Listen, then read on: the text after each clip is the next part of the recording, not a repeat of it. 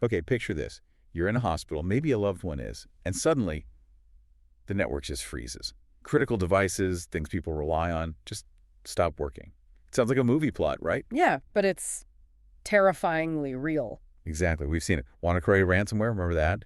It hit hospitals globally. Or that awful incident in Germany where a hospital couldn't take patients because their systems were down. Direct impact on care. It's not just, an IT glitch. It's patient safety right on the line. Welcome to the deep dive. Today, we are really getting into something absolutely vital for healthcare safety. Medical device cybersecurity. The really hot topic. And constantly changing. Our mission today, we're cutting through all the complex regulatory language, the jargon, to give you the essentials from the FDA's brand new June 2025 final guidance on this. Think of this as your fast track to getting up to speed. And it's so important to grasp why this is such a big deal now. The FDA isn't just talking about protecting patient records like a normal data breach. They're stating quite clearly that ensuring device safety and effectiveness includes adequate device cybersecurity. Ah, okay, so it's baked right in. Exactly. Okay. It's about the device itself working safely and effectively. Especially now, everything's getting connected, networks, other systems. It's about keeping patients safe when things are connected, and there are threats out there. That really sets the stage. Okay, let's unpack this then. For everyone listening, especially those who have to deal with this directly, what are the absolute must-knows from this new guidance? Well, first off, the FDA talks about a foundational shift. What they mean is cybersecurity isn't some extra feature you tack on or, something only the IT department worries about. Right. It's got to be integral. Part of the device's safety profile, built right into your quality system, your QS. They specifically mentioned 21 CFR Part 820. It's a whole different way of thinking about it. Absolutely. And to help manufacturers do that, the FDA really pushes this idea of a secure product development framework, or SPDF. SPDF. Okay. Sounds technical. It sounds it, but the core idea is pretty straightforward. It's basically a set of processes you use throughout the device's entire life. Design, development, testing, release, updates, all of it, to reduce the number and seriousness of security flaws. So building security in from the start. Precisely. It's not the only way the FDA says you can meet the quality system rules for cyber, but they strongly, strongly encourage it. Because trying to patch security holes after a device is already designed, well, that's much harder and less effective. And when you use an SPDF, you're aiming to hit 5 key security objectives. The guidance lists them out.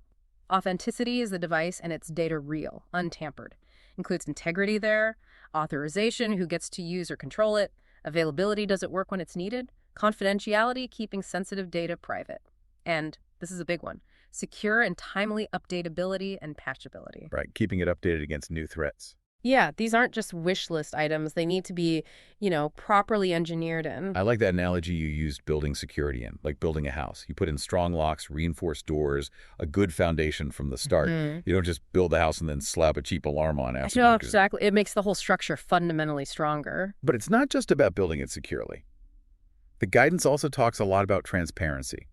Why is telling users about the cybersecurity features so critical? It's vital because users, whether that's hospital IT staff, clinicians, or even patients sometimes, need to know how to use the device securely. How do they connect it to their network safely? How do they update it? What are the known risks? If you don't provide that info, they might use it in a way that compromises its safety or effectiveness without even realizing it. Think about it. If you don't know what software components are inside or how it communicates, how can you manage the risk properly? So transparency is really a safety feature in itself. This feels like a big shift. But practically speaking, when a company wants to get a new device approved, what do they actually need to show the FDA now? Is it just tons more paperwork? It is more documentation, yes, but it's meant to be risk-based. The guidance says the submission documentation should scale with the cybersecurity risk of the device. Scale with risk. Okay. So, like, a simple thermometer that isn't connected to anything probably needs fairly minimal security documentation, but a complex, networked surgical robot, that's going to need a lot more detail. Makes sense. But here's the kicker. The FDA makes it clear that if you don't provide enough cybersecurity info, or if the security itself isn't adequate, your device could be considered misbranded.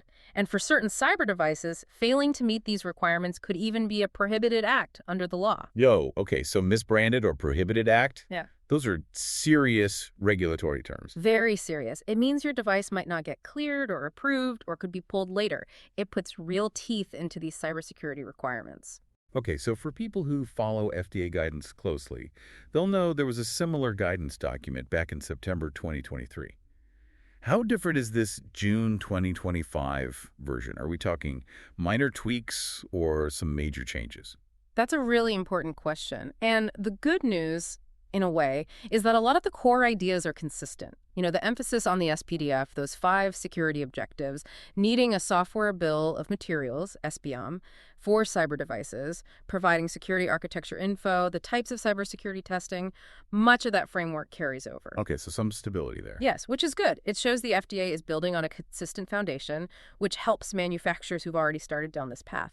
But there are definitely 2 key differences, maybe clarifications is a better word, in this 2025 guidance that are really significant. All right, let's hear them. First one is about patching timelines for cyber devices. This is under the required cybersecurity management plans. The new guidance gets much more specific about how quickly manufacturers need to act on vulnerabilities. Okay, more specific how? It basically sets up 2 tiers. For known unacceptable vulnerabilities, they say you need to provide patches on a reasonably justified regular cycle. And the key addition is you now have to explain and justify why your regular cycle is reasonable in your plan. Ah, okay. Justify the timeline. Right. But then, for critical vulnerabilities that could cause uncontrolled risks, the really bad ones, the expectation is much higher. You have to make patches available as soon as possible out of cycle. As soon as possible. That sounds demanding. It is. It means you can't just wait for your next scheduled update if something truly critical pops up. You need processes in place to react potentially very, very quickly. So it's not just having a plan, it's having an agile plan. One that can handle routine stuff, but also sprint when needed. And you need to justify that routine pace. That feels like it requires some real internal capability building for companies. It absolutely does. It pushes for much more responsiveness. Now, the second major difference, and this one is, I think, potentially even more impactful, it's the addition of a whole new section, Section 7, called Reasonable Assurance of Cybersecurity of Cyber Devices. Reasonable assurance of cybersecurity. What does that mean in practice? It means the FDA is now formally, explicitly linking a device's cybersecurity posture directly to its fundamental safety and effectiveness determination for all types of pre-market submissions, 510Ks, PMAs, de novos, everything.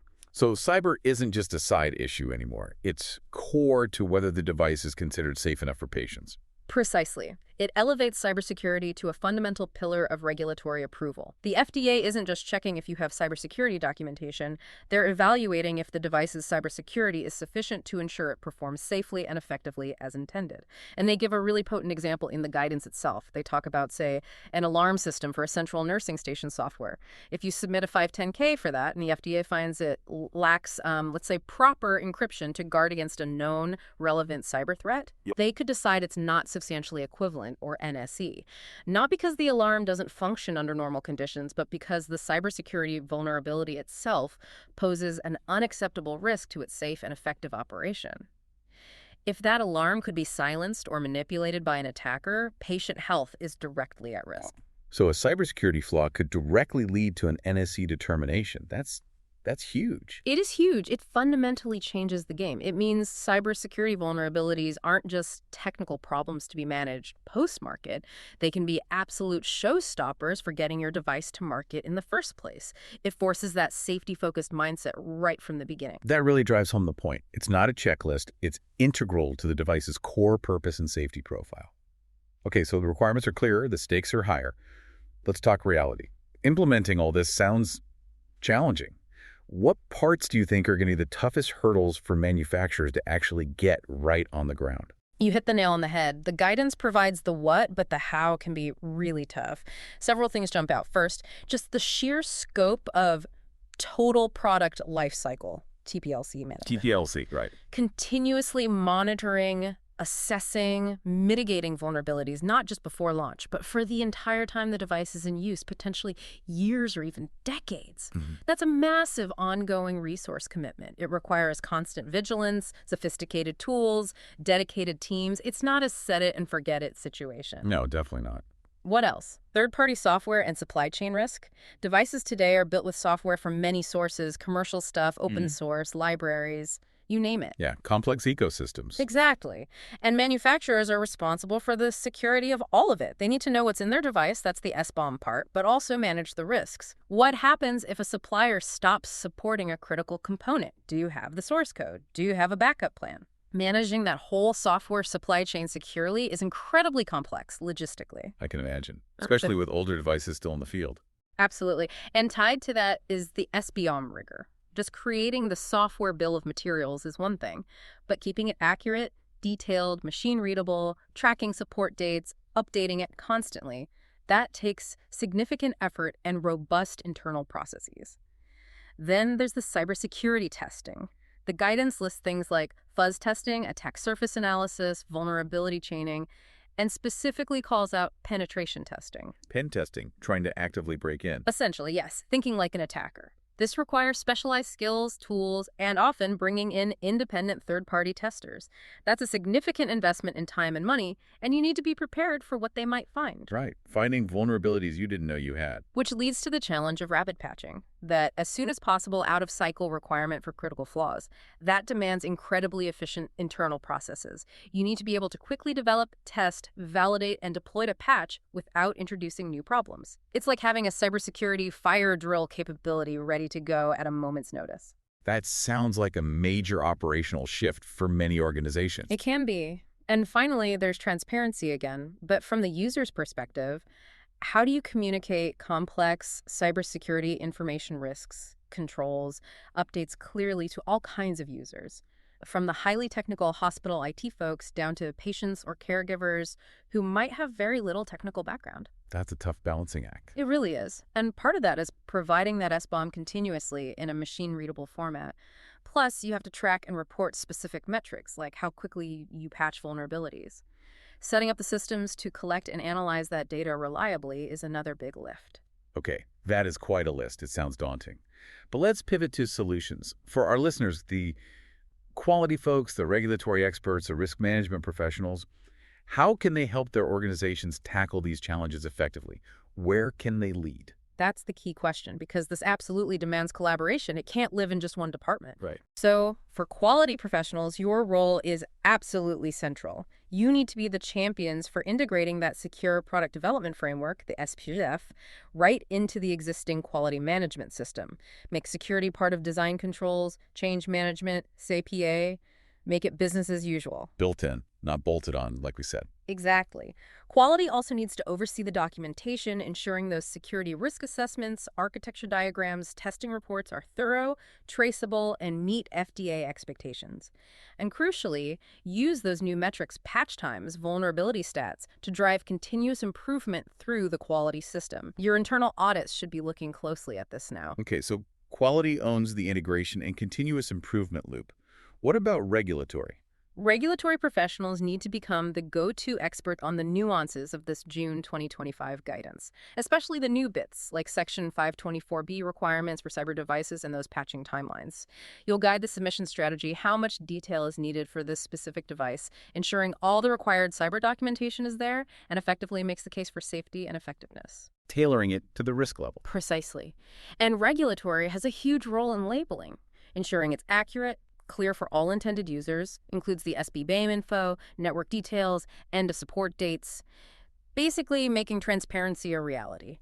And post-market, you'll be key in developing those robust cybersecurity management plans outlining who does what, how you monitor the patching process, and how you handle vulnerability disclosure. Got it. Deep expertise and clear communication and risk professionals. Risk professionals are critical for looking at this through the lens of potential harm. You need to lead both safety and security risk assessments. They're related, but distinct security risk often focuses heavily on exploitability. Right. How likely is it someone could actually exploit this flaw? Exactly. You need to drive comprehensive threat modeling, thinking about attacks from all angles, including the supply chain, the use environment. You'll also lead the charge on prioritizing vulnerabilities, focusing on known exploited ones, like those CISA lists, and ensuring those unresolved anomalies from testing get a proper security look. And finally, a crucial piece: Clearly defining and communicating any risks that are transferred to the user, making sure labeling explains it, and usability testing confirms users can manage it. Building that comprehensive risk picture. Yes, a digital age risk architecture. It really takes all three functions working together seamlessly. Okay, so let's pull this all together. This June 2025 FDA guidance, it's not just an incremental update. It firmly establishes cybersecurity as a fundamental part of medical device safety and effectiveness. It requires a proactive approach across the entire product lifecycle: design, development, testing, deployment, patching, monitoring, the whole nine yards. Hmm. It demands clear communication through transparency and labeling, detailed documentation and submissions, and really robust, agile processes for managing vulnerabilities, especially critical ones. And as we just heard, success really hinges on that cross-functional collaboration between quality, regulatory, and risk teams. Absolutely. And if you zoom out a bit, look at the bigger picture. This is all about building and maintaining trust in connected healthcare. The reality is the threats aren't going away, they're constantly evolving. So the way we secure devices has to evolve too. It needs continuous vigilance from everyone involved, manufacturers, regulators, healthcare providers, to make sure innovation enhances care without compromising patient safety. That's a great way to frame it, building trust in this connected future. So for everyone listening, here's something to think about. As medical devices get even more connected, maybe incorporating AI or more complex integrations, what do you think the next big challenge in medical device cybersecurity will be? What's lurking over the horizon that we'll need to grapple with next? And maybe more personally, how can your specific role contribute to building that more secure healthcare future, even beyond what this guidance explicitly requires today? Thank you for joining us for this deep dive into the FDA's latest medical device cybersecurity guidance. We hope this breakdown gives you a clearer picture and some actionable insights.